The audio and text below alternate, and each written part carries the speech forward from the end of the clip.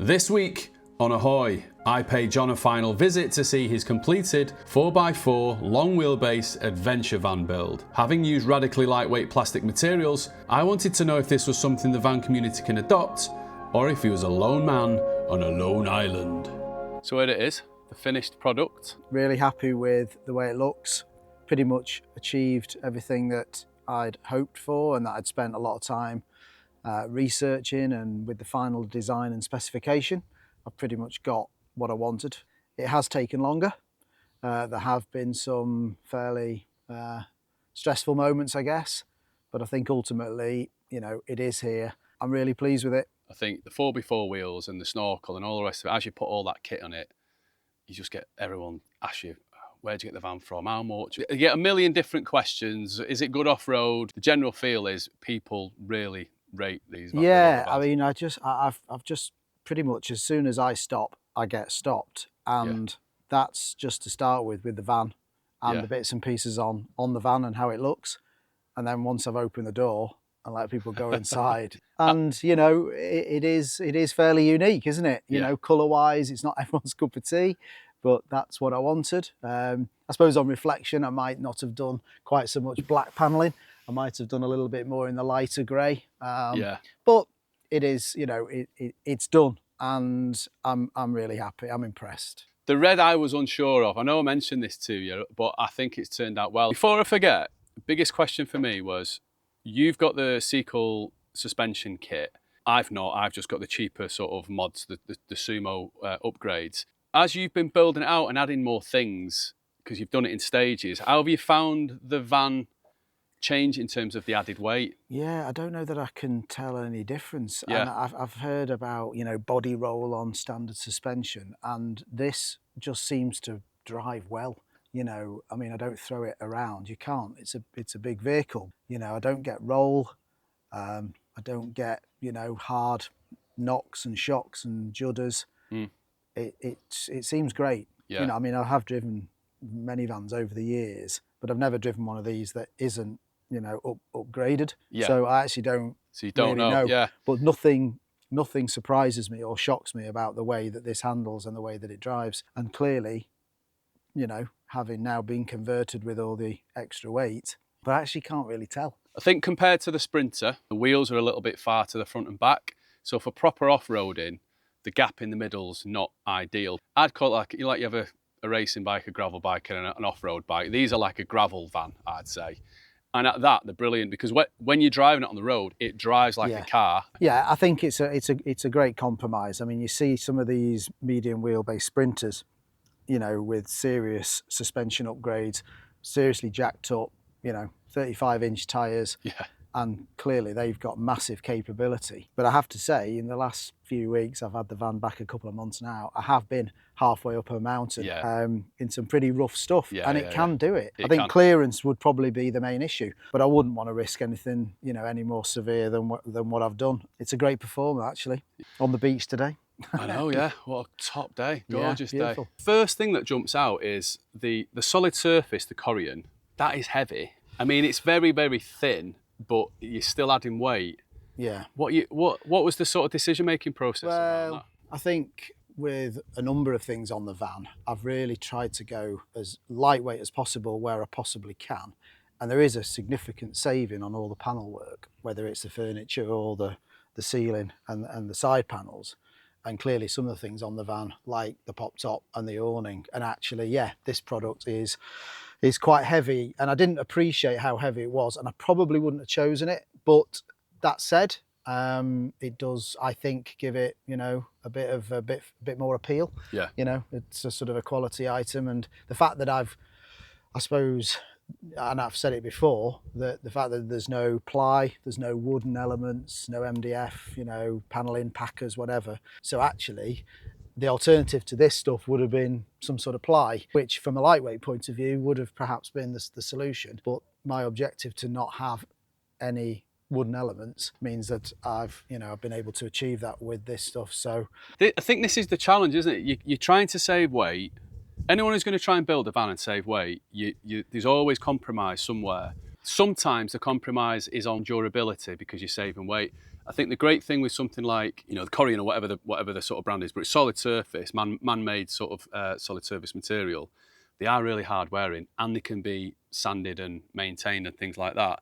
And you're right, there's a big hole cut out of that for the sink hob combo. Even though you've tried to be measured and do certain things, there are, even for you, some things that you would change as well. Yeah, I think so, just to try and take a little bit more weight out of it. I've not really been able to work out what the saving is on all the panel work for it being the hollow plastics, but I'm sort of working on the basis that the plastic is about, you know, somewhere around the third of the equivalent weight, maybe third to a half the equivalent weight.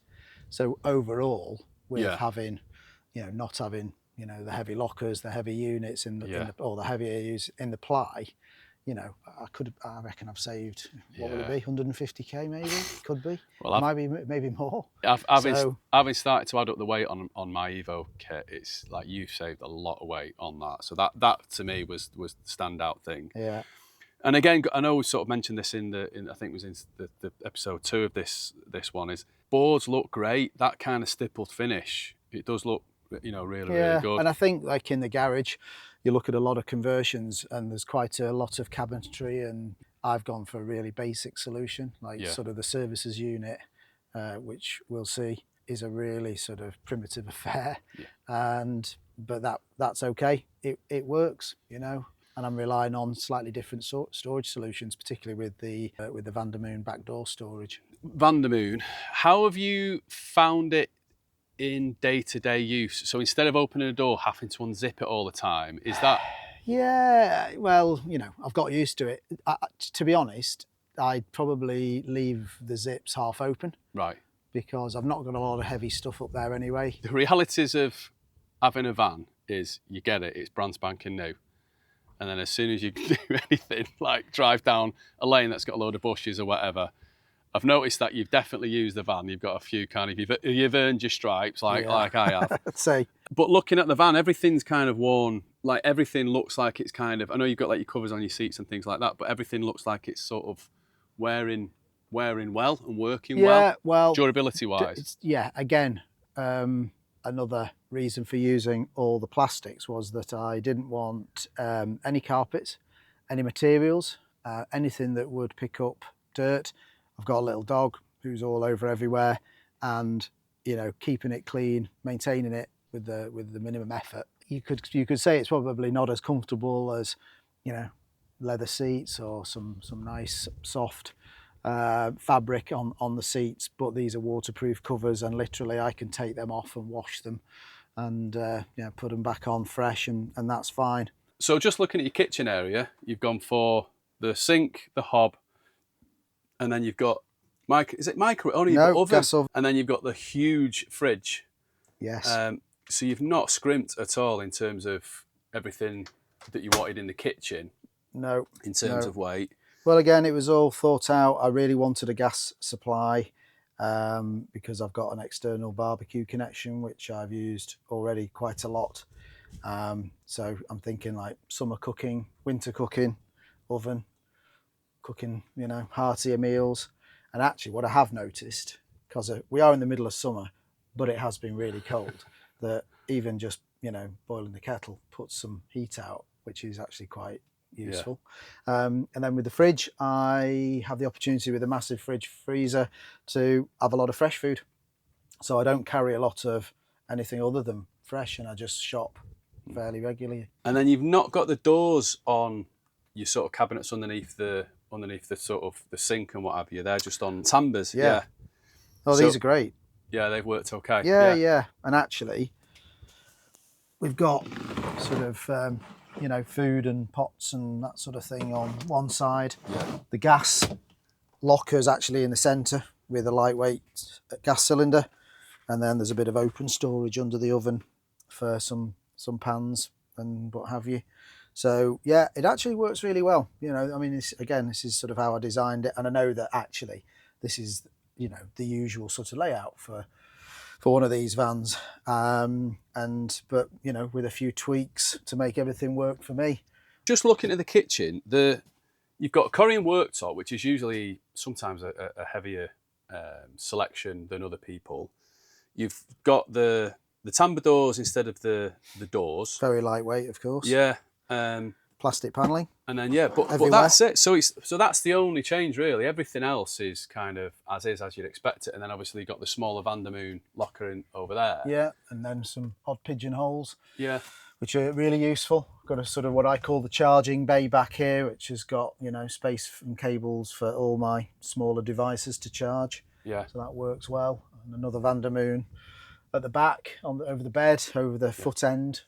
So, and then at the front, you've just got your 2 seats. What did you go for on the seats? Who was it? Well, I decided I wanted, or it was probably makes more sense to have some OEM seats.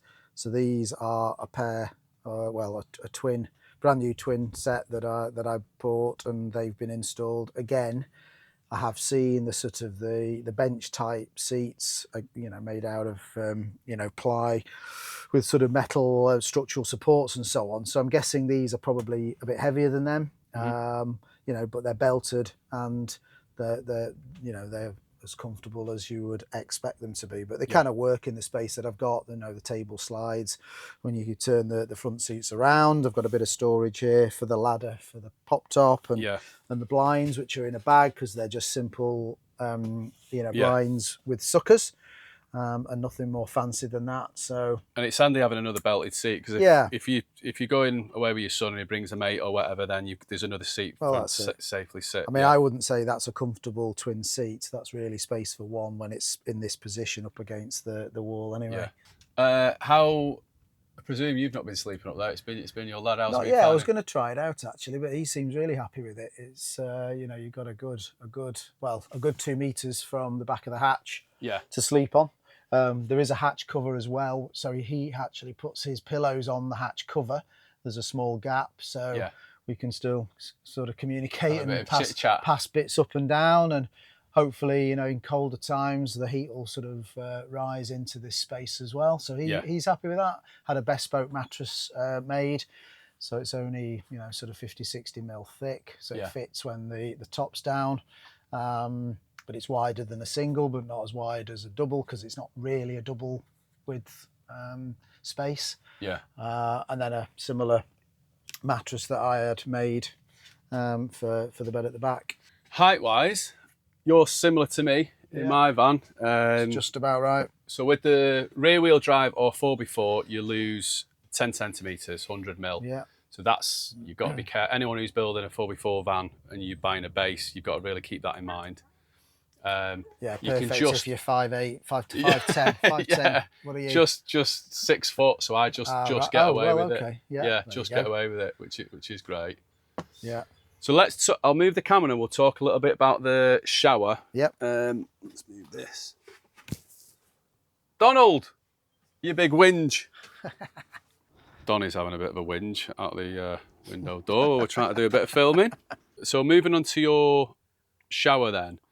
It's looking really good. I think when we spoke last time, just using the mixture of light and dark has worked really well to sort of open up that space, because they are, as much as you allocate space, they always end up a bit tight, don't they, to use? Yeah, it is tight, and I didn't think I would really ever use it, sort of emergencies only, but I've actually used it quite a bit, and it's manageable. But it's a short get wet, soap up, and 20-second rinse. Yeah. So it works fine. In terms of the design of it, originally it was just going to be all white Foamex, sort of gloss Foamex. So it was fairly sort of into the project that I decided I wanted the contour, but also the reverse contour to the white ceiling, which actually I think has worked really well, especially with the lighting the way it is. It just looks right to me. And what I was actually trying to create was a wet room and a dry room. So having the Max Air dome extracting means that with the heat on, extracting, hopefully with, you know, got some wet coats or some wet gear hung up, it'll sort of act as a dry room. The nice thing with that, it gives a bit of a ring light, which looks smart from the inside. Yeah. I actually think it looks cool on the outside. I was unsure. I definitely made mine up. I quite like that look. It just it's one of those. Lots of people ask what it is.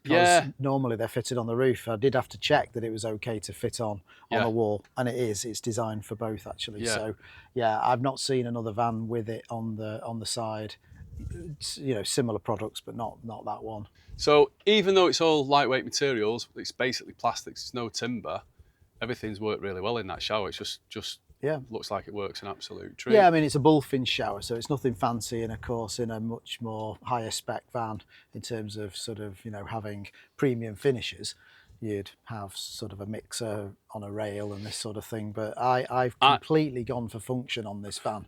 You know, it's about does it function? Does it meet my requirements? Is it easy to maintain?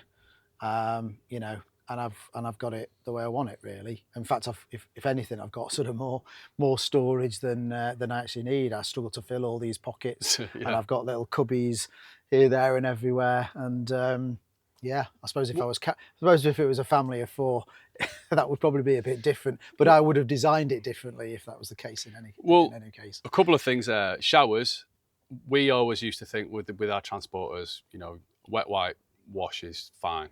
Once you've had a shower, it's brilliant. A hot shower. The shower mixer, I wish I'd have put the bullfinch, because I've got a bullfinch at the back. I wish I'd have put that in the shower, because we've got a Hansgrohe mixer. It's just in the way all the time. It's totally pointless. And also the cartridges inside, because they're for residential use, I don't think they're great for the pressure that you have in your camper van. Yeah. And the cartridges keep going. So every year you have to change the cartridge. I should have we've had no issues with the bullfinch, and I enjoy using the bullfinch. I've had a shower outside. I sometimes do the pots outside.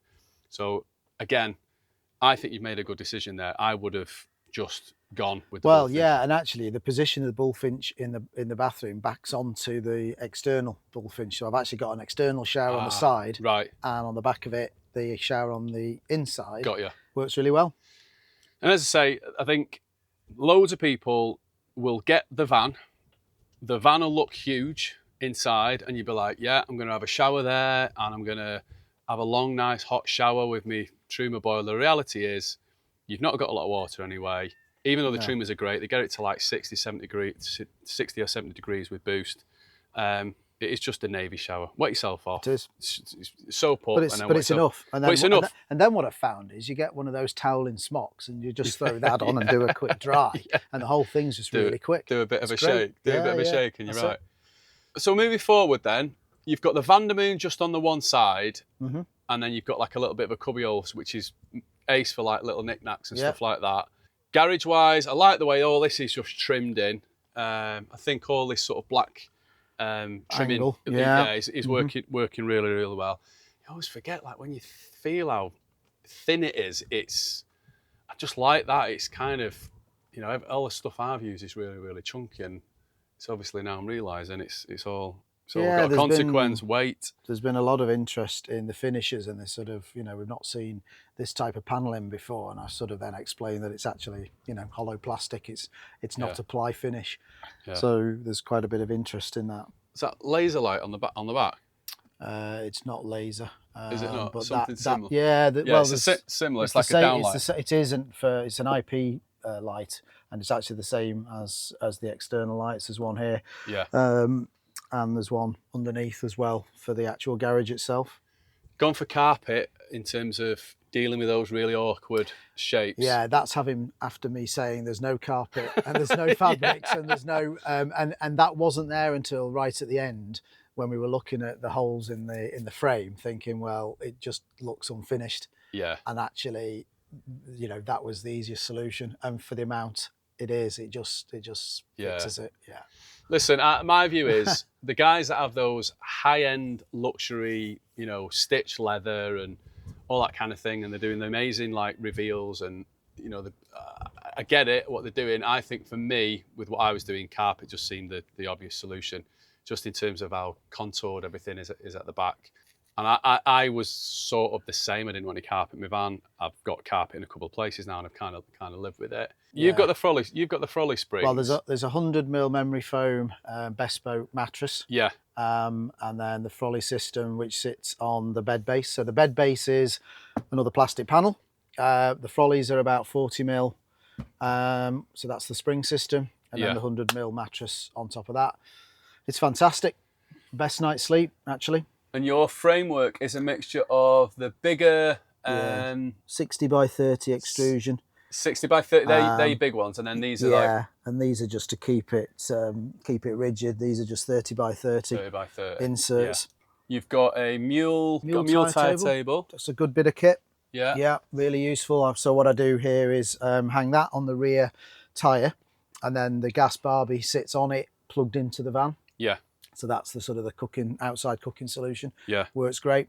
Very happy with that. You got loads of L-tracks, so loads of like mounting points for things. Yeah. You got your mountain bike sort of mounts there That's as well. Yeah. So it does everything you need, and again, just keeping it simple.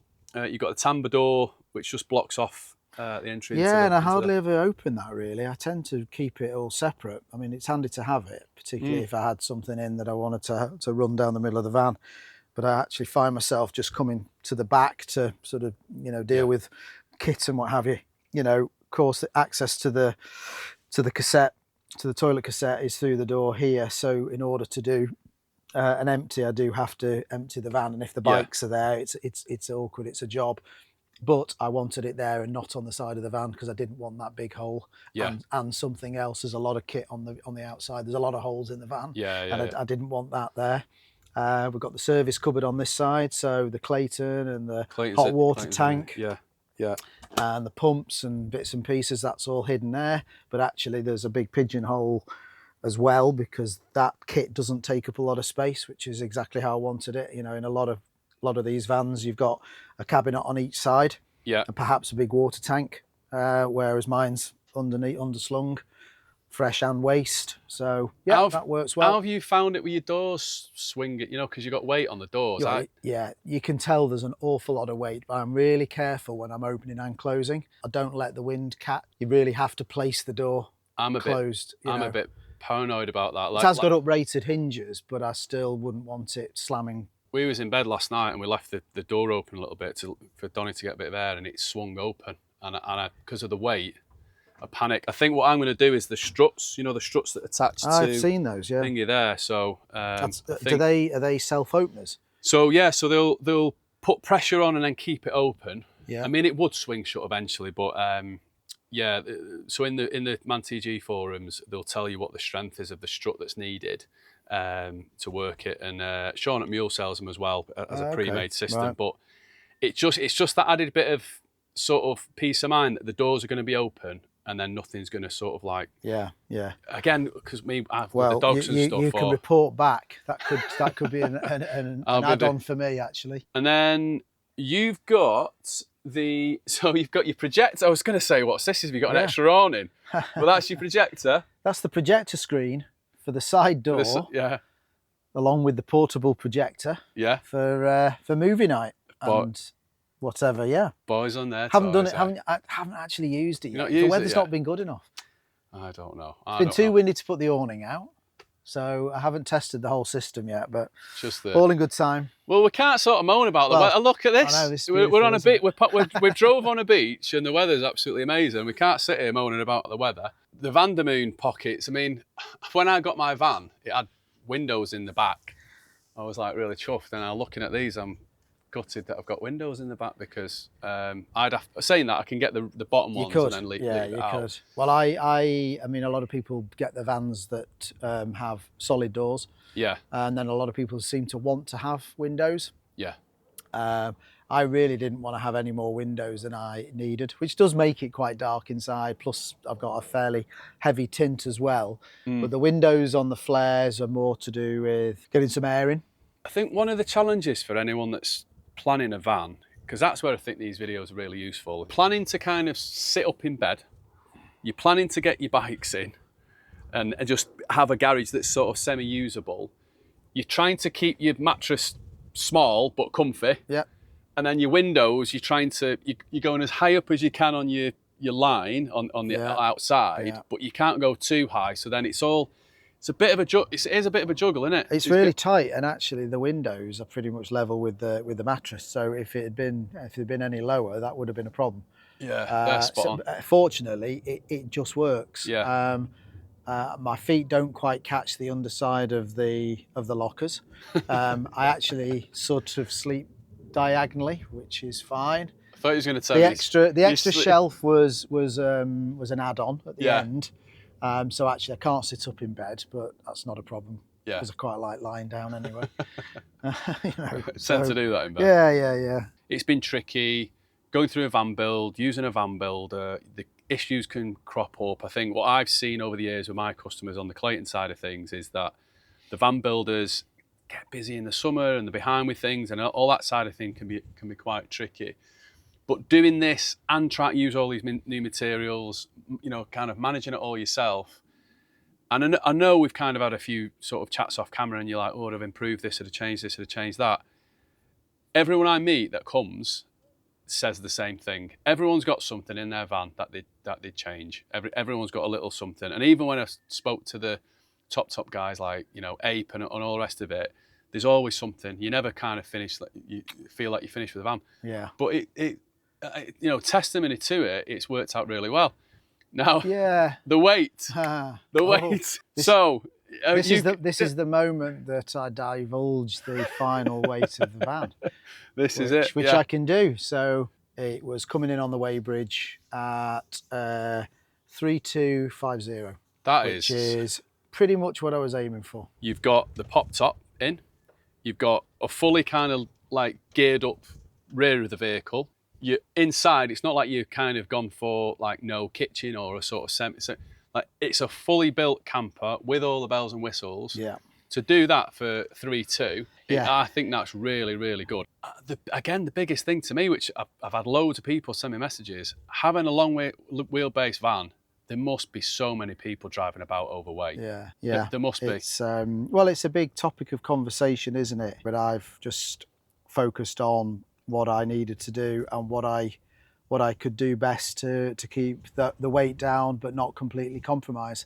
Clearly I could have saved a lot more if I hadn't have got some of the extra kit on, but these are the things I need. It wouldn't have been usable without it. So I'm happy. Yeah, I'm really happy with where we're at. I ended up taking the towbar assembly off. Right. So that's probably a 35k saving. Anyone that's got some kind of issue that stops them having a C1 license, or anyone that's of the younger generation that doesn't automatically have the C1 license, it feels like with some good decisions on materials, learning from you, and making some concessions on some of the key things that you'll have on your vehicle, and when you're taking a trip, being a bit savvy about, right, well, if I'm taking the family or I'm taking, stupid like me, 4 dogs, and you want to be fully, you know, you want a full wet weight, don't take the bikes. So it's all about kind of just managing it a little bit like that. It is. That's it. That's exactly what we've got to do. Well, massive thanks for letting me sort of film it. Well, no, thank you. I asked if you would document this. You know, I'd put a lot of time in last year to researching it, speccing it, and when it came to the time of building it, I thought it would be interesting to document it. So I'm hoping that between us, we've done a few vids that might inspire and inform. And if that's what they've done, and with all of your other content. Cheers, John. Thanks a lot, mate. Thank you very much. Cheers, Mark. That'll do it. How's that? Yeah, spot on. That's another half an hour video. We'll edit. You might have to split I'll edit it down as always.